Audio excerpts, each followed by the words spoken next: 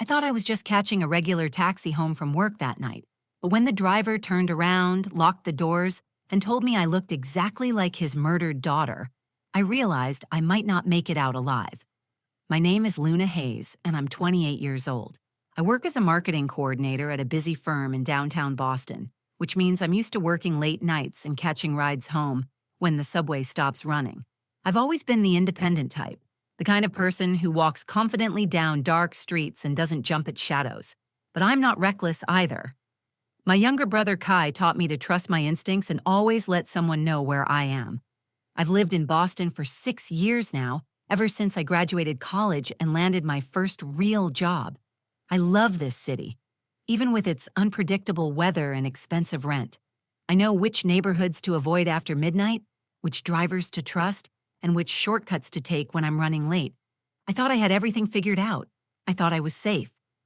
That Thursday night in October changed everything I believed about safety, about strangers, and about the thin line between fear and compassion. What started as a routine ride home from another exhausting 12-hour workday turned into the most terrifying and unexpectedly moving experience of my life. I had no idea that getting into that yellow taxi would force me to confront not just my own mortality, but the devastating power of grief and the lengths a broken father would go to find answers about his lost daughter. I had no idea that by the end of that night, I would understand something profound about human pain and the courage it takes to choose empathy over fear. The man behind the wheel wasn't who I thought he was. The danger I sensed wasn't what I imagined, and the choice I had to make in that locked car would stay with me forever. This is the story of how a 20-minute taxi ride taught me that sometimes the most frightening moments in our lives can also be the most important ones, and how a grieving stranger helped me understand that bravery isn't just about protecting yourself, but about seeing the humanity in someone who scares you. It was 11:30 p.m. on a Thursday in October, and I was finally shutting down my laptop after another brutal 12-hour day at Sterling and Associates Marketing. The office building felt like a ghost town at this hour, with only the hum of cleaning crews vacuuming the floors above me and the occasional security guard making his rounds. The fluorescent lights cast that harsh, tired glow that makes everything look slightly depressing after dark. I gathered my things slowly, my shoulders aching from hunching over spreadsheets and campaign proposals all day. My coffee cup had been empty for hours, but I kept sipping from it anyway, a nervous habit I'd developed during stressful projects. This week had been particularly intense because we were launching a major campaign for a tech startup, and every detail had to be perfect. As I walked toward the elevator, my phone buzzed with a text from Kai. "Get home safe, sis. Call when you're inside." My little brother was only 2 years younger than me, but he'd appointed himself as my unofficial bodyguard ever since I moved to Boston. He worked in IT for a software company and had flexible hours, which meant he was usually awake when I got home from these late nights. I smiled and typed back, "Heading out now. Love you." The October air hit me like a cold slap when I stepped outside. It had been raining earlier, and the streets were still slick and shiny under the streetlights. I pulled my coat tighter and checked my phone for an Uber. My usual driver, Felix, was offline, probably already done for the night. I scrolled through other available drivers, but the wait times were all over 15 minutes. My phone battery was down to 15%, and I was exhausted. The financial district at this hour always made me slightly uneasy. During the day, it buzzed with energy from business people rushing between meetings, street vendors selling coffee and hot dogs, and tourists taking photos of the historic buildings. But at night, especially on a weekday, it felt hollow and echoing. The tall office buildings loomed overhead like sleeping giants, most of their windows dark except for the occasional cleaning crew or security light. I stood there for a few minutes debating whether to wait for an Uber or walk to the nearest T station. The subway would require a transfer and a 10-minute walk from the final stop to my apartment in Cambridge, and I was wearing heels that were already making my feet ache. Plus, my phone battery was dying, and I needed it to last until I got home. That's when I saw the yellow taxi cruising slowly down the street, almost like it was looking for a fare. I raised my hand without really thinking about it. Traditional taxis weren't my first choice anymore since rideshare apps became popular, but I'd taken plenty of them over the years without any problems. Boston taxi drivers were usually chatty and harmless, full of stories about the city and complaints about traffic. The cab pulled up immediately, which struck me as lucky. The driver was a heavy-set man who looked to be in his early 50s with graying hair and kind but tired eyes. He had the worn look of someone who'd been driving nights for years, probably supporting a family and dealing with all kinds of passengers. When I slid into the back seat, he glanced at me in the rearview mirror and smiled. "Where to tonight?" he asked, his voice friendly and warm. "Cambridge, please? Near Harvard Square?" I gave him my exact address and settled back into the seat, grateful to be out of the cold and on my way home. "Long day at work?" he asked as we pulled away from the curb. "The longest," I replied, checking my phone one more time. Still no messages from Kai, which was good since it meant he wasn't worried yet. The driver made pleasant small talk about the weather and the late-night traffic patterns as we drove through the nearly empty streets. I found myself relaxing for the first time all day. The cab was warm and clean, and the driver seemed genuinely nice, the kind of person who probably had grandchildren and told the same jokes to every passenger. I answered his questions politely while responding to a few work emails on my phone. The city looked different at this hour, quieter and more mysterious. We passed a few bars with people spilling out onto the sidewalks, their laughter echoing off the buildings. A group of college students waited at a bus stop, probably heading back to their dorms after studying late at the library. Everything felt normal and safe. I had no reason to suspect that this ordinary taxi ride would become anything other than a routine trip home.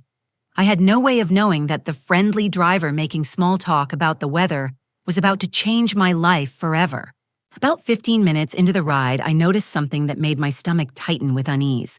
The driver kept looking at me in the rearview mirror, not the occasional glance that drivers usually make to check on their passengers, but long, intense stares that lasted several seconds at a time. At first, I tried to dismiss it as my imagination, or maybe just my exhaustion making me paranoid after such a long day. I pretended to focus on my phone, scrolling through emails I'd already read, but I could feel his eyes on me constantly. Every time I looked up, there he was, studying my face in the mirror with an expression I couldn't quite read. It wasn't threatening exactly, but it was deeply unsettling. My pulse started to quicken, and I shifted uncomfortably in my seat. "You know," he said suddenly, his voice cutting through the quiet hum of the engine, "you look exactly like my daughter." The words hung in the air between us, and I felt that familiar chill you get when a conversation takes an unexpected turn. I forced myself to respond politely, the way I'd been taught to handle awkward social situations. "Oh, what a coincidence. How old is she?" The driver was quiet for a long moment, long enough that I started to wonder if he'd heard my question. Then his voice dropped to barely above a whisper, so quiet I had to lean forward to hear him clearly. "She was killed 10 years ago, right here in this city. We never found her body." My blood turned to ice water in my veins. The casual, friendly atmosphere in the cab evaporated instantly, replaced by something heavy and dark that made it hard to breathe. I glanced at the door handle beside me and noticed with growing alarm that the locks were engaged. The little button was pushed down, and when I discreetly tested the handle, it wouldn't budge. I tried to keep my voice steady and compassionate, even though every instinct was screaming at me to get out of this car. "I'm so sorry for your loss. That must be incredibly difficult to live with." But instead of acknowledging my sympathy, the driver started behaving more erratically. He missed the turn he should have taken toward my neighborhood, continuing straight instead. When I realized we'd passed my street, I spoke up as calmly as I could manage. "Excuse me, I think you missed my turn back there. My apartment is in the other direction." "Just want to show you something first," he replied, his knuckles white as he gripped the steering wheel. "Something about my daughter, Vera." The fear that had been building in my chest exploded into full panic. I fumbled for my phone with shaking hands, pretending to text but actually opening my emergency contacts. The driver continued talking, his voice becoming more animated and urgent. "Vera was 22 when it happened. Just graduated from Boston University with a marketing degree, just like you mentioned earlier. She had the same height as you, same dark hair. Same way of holding her head when she listened to people talk, even the same smile." I realized with horror that he'd been studying me this entire time, cataloging similarities between me and his dead daughter. The taxi continued moving away from my neighborhood, heading toward the warehouse district near the harbor. The streets were getting darker and more isolated with each passing block. She was so smart, so full of life, he continued, his eyes meeting mine again in the mirror. She had just started her first job at a marketing firm downtown. Sound familiar? She used to work late nights just like you, catching rides home when the subway stopped running. My hands were trembling so badly I could barely hold my phone steady. I tried to think of what Kai had taught me about staying calm in dangerous situations. Don't panic, he'd said. Keep thinking clearly and look for opportunities. The police gave up on her case after 2 years. The driver went on, his voice becoming bitter. They said there wasn't enough evidence, no leads to follow. But a father never gives up. A father keeps looking, keeps hoping, keeps driving these streets every single night. We were now in a part of the city I didn't recognize, surrounded by empty lots and closed businesses. The few streetlights cast long shadows that seemed to reach toward our car, like grasping fingers. I could hear the distant sound of water lapping against the docks, which meant we were getting close to the harbor. Where are we going? I asked, proud that my voice didn't shake, even though I felt like I might throw up from fear. Somewhere special, he replied. Somewhere that might help you understand what happened to Vera. You look so much like her that maybe, just maybe, you can help me figure out what her last moments were like. The locks on the doors seemed to click even more firmly into place, and I knew I was running out of time to act. My mind raced as I tried to process what was happening. This wasn't just a strange conversation anymore. This was a potential kidnapping, and I was trapped in a moving vehicle with a man who seemed to be living in some kind of grief-induced delusion. Every survival instinct Kai had drilled into me during our self-defense sessions came flooding back. Stay calm, assess your options, and act decisively when you see an opening. I forced myself to take slow, steady breaths while my brain worked frantically to form a plan. The driver was completely focused on his monologue about Vera, which meant he wasn't paying full attention to what I was doing with my phone. I had to use this to my advantage. Remembering something Kai had taught me about creating evidence trails, I opened my voice memo app and hit record. Then I spoke loudly and clearly, making sure every word would be captured and heard by the driver. Hey Kai, I'm in taxi number 4, B7G, and I'm running late because the driver wants to show me something about his daughter Vera who was killed 10 years ago. We're heading toward the warehouse district instead of my apartment on Maple Street. The effect was immediate and dramatic. The driver's head snapped around to look at me directly, his eyes wide with alarm and anger. What are you doing? Why are you recording this? Stop that right now. But I didn't stop. Instead, I continued speaking into my phone with as much authority as I could muster, drawing on every acting class I'd taken in college to sell the lie I was about to tell. My brother is a police officer with the Boston PD, and he's tracking my location through my phone's GPS. If you don't take me directly home right now, he's going to assume I'm in immediate danger and dispatch units to find this taxi. This was completely untrue. Kai worked in IT and had no connection to law enforcement, and my phone's GPS wasn't being actively monitored by anyone. But the driver didn't know that, and I could see the uncertainty creeping into his expression. I don't want to hurt you, he said, his voice becoming defensive and panicked. I just need you to understand about Vera. I need someone to help me make sense of what happened to her. Then unlock these doors and drive me home, I replied firmly. If you really don't want to hurt me, prove it by letting me leave. Instead of complying, the driver pressed harder on the accelerator. We were approaching a red light at a major intersection, and I knew this might be my only chance to escape. I quietly unbuckled my seatbelt, positioning myself to grab the door handle the moment the car came to a complete stop. I continued recording, speaking even louder now so that anyone listening to this later would have all the crucial information. The driver is a white male, approximately 50 to 55 years old, gray hair, wearing a dark blue jacket. The taxi license number is 4B7G, and we're currently at the intersection of Harbor Street and Industrial Avenue, heading toward the waterfront. Stop giving out that information, the driver shouted, his composure completely shattered now. You don't understand what you're doing. You look exactly like her. This has to mean something. The light turned red, and I felt the car beginning to slow down. This was it. My heart was pounding so hard I could hear it in my ears, but I kept my voice steady as I continued the recording. If something happens to me, investigate a man who drives taxi 4B7G.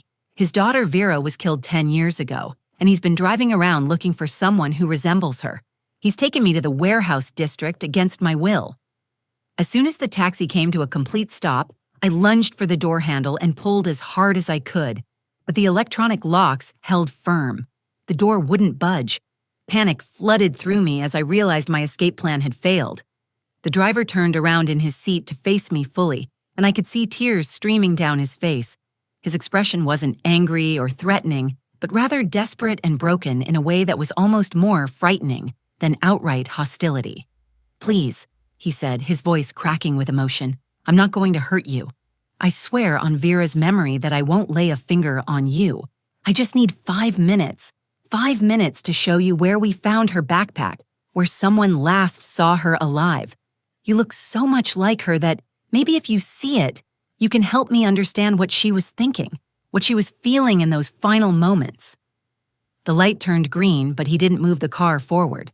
Other drivers began honking behind us, but he seemed oblivious to everything, except my face and his own desperate need for answers about his daughter's death. The honking behind us grew louder and more insistent, but the driver made no move to accelerate through the green light. Instead, he sat there with tears streaming down his face, staring at me with an expression of such raw desperation that something inside me shifted. This wasn't the face of a predator or a killer. This was the face of a man drowning in 10 years of unanswered questions and unprocessed grief. "Please move the car," I said, my voice softer now but still firm. "You're blocking traffic, and if a police officer comes to investigate, this situation is going to get much worse for both of us." He wiped his eyes with the back of his hand and slowly pressed the gas pedal, moving us through the intersection. But instead of continuing toward the waterfront, he pulled into an empty parking lot beside a closed diner. The sudden silence when he turned off the engine was deafening. "My name is Nolan Rivers," he said, turning to face me completely. "I've been driving this taxi for 12 years, ever since I lost my job at the shipyard. I have 3 other children who are alive and healthy, and I love them more than life itself. But Vera was my firstborn, my little girl who wanted to change the world with her marketing campaigns." I kept my phone recording, but I found myself actually listening to his words instead of just waiting for an opportunity to escape. There was something in his voice that spoke to a pain so deep and fundamental that it transcended the fear I'd been feeling. Every night for 10 years, I've driven through this city, hoping to find someone who might have seen her, might have known her, might be able to tell me something the police missed. When I saw you tonight, when you mentioned marketing and working late downtown, it was like seeing a ghost, like Vera had been sent back to help me find peace. "But I'm not Vera," I said gently, surprising myself with the compassion creeping into my voice. "I'm Luna Hayes, and I'm 28 years old, and I have my own life and my own family who love me. Taking me somewhere against my will isn't going to bring Vera back or give you the answers you're looking for." Nolan's shoulders began to shake with silent sobs. "I know you're not her. In my logical mind, I know that. But when I look at you, I see her so clearly that it physically hurts. I see the daughter who used to call me every day after work to tell me about her projects and her dreams. I see the girl who was supposed to get married and give me grandchildren and live a long, happy life." I felt my own eyes filling with tears, not from fear anymore, but from witnessing such profound human suffering. This man wasn't a monster. He was a father whose world had been shattered and who had spent a decade trying to put the pieces back together without success. "Vera wouldn't want this," I said quietly. "She wouldn't want you to spend your life driving around in pain, scaring innocent people because you can't let go of your grief. She would want you to find a way to honor her memory that doesn't involve frightening women who remind you of her." "How do you know what she would want?" he asked, his voice breaking completely. "How can you possibly understand what it's like to lose a child and never know what happened to them? To wonder every single day if she suffered, if she called out for me, if she died thinking I had abandoned her?" The raw agony in his voice hit me like a physical blow. I thought about my own father, how he would feel if something happened to me or Kai. I thought about the text my brother had sent earlier, asking me to call when I got home safely, and how that simple gesture represented a love so deep that losing it would be unbearable. You're right, I admitted. I can't understand that kind of pain, but I do understand that what you're doing isn't helping you heal, and it isn't honoring Vera's memory. It's keeping you trapped in the worst moment of your life, and it's preventing you from being the father your other children still need. Nolan was quiet for a long time, staring out the windshield at the empty parking lot. Finally, he reached over and unlocked the doors. The click of the locks disengaging was the most beautiful sound I'd ever heard. "I'm going to drive you home now," he said, his voice barely audible. "And then I'm going to go home to my wife and tell her what I did tonight. I'm going to get help, real help, because you're right. Vera would be ashamed of the man I've become." He started the engine and began driving toward my neighborhood, this time taking the most direct route possible. The drive to my apartment took exactly 18 minutes, and we spent most of it in contemplative silence. Nolan kept his word, taking the most direct route possible, while I sat in the back seat processing everything that had just happened. The fear was finally leaving my body, replaced by an odd mixture of exhaustion, relief, and something I hadn't expected to feel toward this man who had terrified me so completely just an hour earlier. Genuine compassion. When we pulled up in front of my building, Nolan turned around one last time. His eyes were red from crying, but there was something different in his expression now.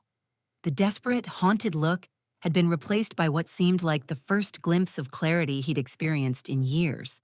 "Luna," he said, using my name for the first time that night, "I need you to know that I'm deeply sorry for what I put you through. There's no excuse for my behavior, regardless of my grief. You showed me more kindness and understanding than I deserved, and I'll never forget that." I could have simply gotten out of the car and never thought about Nolan Rivers again. Part of me wanted to do exactly that, to chalk this up as a terrifying experience I'd survived and move on with my life. But something held me back. Maybe it was the memory of my own family's struggle with grief when my grandfather passed away, or maybe it was just the recognition that healing requires community, even for strangers. I pulled out my phone and found the contact information for Harbor Light Grief Counseling, the support group that had helped my family navigate our loss 3 years earlier. I wrote down the number on a piece of paper from my purse and handed it to him. "This is a grief counseling center that specializes in helping families who have lost children," I told him. "They have support groups that meet twice a week, and they also offer individual therapy. My family used their services when we lost someone important to us, and they truly understand the kind of pain you're carrying." Nolan took the paper with shaking hands, staring at it like it was some kind of lifeline. "Thank you," he whispered. "I don't know if I'm ready, but thank you for giving me somewhere to start." I got out of the taxi and watched as he drove away into the night. Then I called Kai, as I'd promised I would, and told him I was home safe. I didn't tell him what had happened that night. I wasn't ready to put that experience into words yet, and I knew he would have insisted on calling the police immediately. Instead, I spent the next few hours sitting by my window, looking out at the city lights and thinking about grief, fear, compassion, and the strange ways that human connections can form even in the most unlikely circumstances. I thought about Vera Rivers, a young woman I'd never met but whose memory had brought her father and me together in the most unexpected way. 2 weeks later, I received a text message from an unknown number. "This is Nolan. I wanted you to know that I've been attending the grief counseling sessions you recommended. It's the hardest thing I've ever done, but it's also the first time in 10 years that I've felt like I might actually be able to heal. I also wanted to thank you for seeing my pain instead of just my fear. Vera would have liked you very much." Attached to the message was a photograph of a beautiful young woman with dark hair and a radiant smile, standing in front of what looked like a college graduation backdrop. She was wearing a cap and gown and holding a diploma, her face glowing with pride and excitement for the future that was tragically cut short. That text message changed something fundamental in how I viewed my own life and relationships. I realized that I'd been so focused on protecting myself from potential dangers that I'd forgotten how to see the humanity in people who scared me.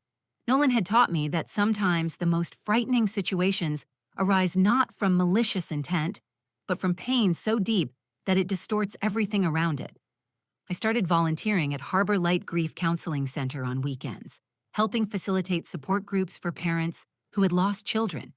It became one of the most meaningful parts of my life, and it connected me with people whose strength and resilience constantly amazed me. 6 months later, I visited Vera's memorial garden that Nolan had created in a small park near Boston University. It was a beautiful space, filled with her favorite flowers and a bench where people could sit and remember her. I left white roses there and spent some time thinking about how a terrifying night had led to an unexpected friendship and helped a grieving father begin his journey toward healing. That night taught me that courage isn't just about protecting yourself from danger. Sometimes it's about choosing to see the person behind the threat and responding with compassion instead of just fear. If this story moved you, please share it with others who might need to hear it. Leave a comment about your own experiences with unexpected human connections, and subscribe to our channel for more stories about finding hope in difficult circumstances.